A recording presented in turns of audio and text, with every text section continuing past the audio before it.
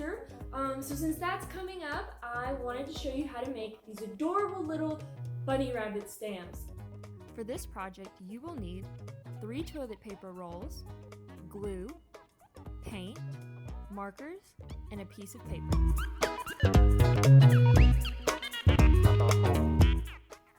So with the toilet paper rolls, all I did was glue them together. As you can see, there is one that was left its regular circle shape, and then 2 that were squished a little bit to make your bunny ears, and this will be your bunny face stamp.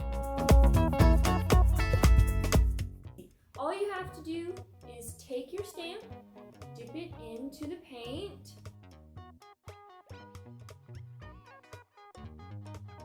you have a little bunny rabbit, and you can keep doing it over and over and over again to make a bunch of Easter bunnies.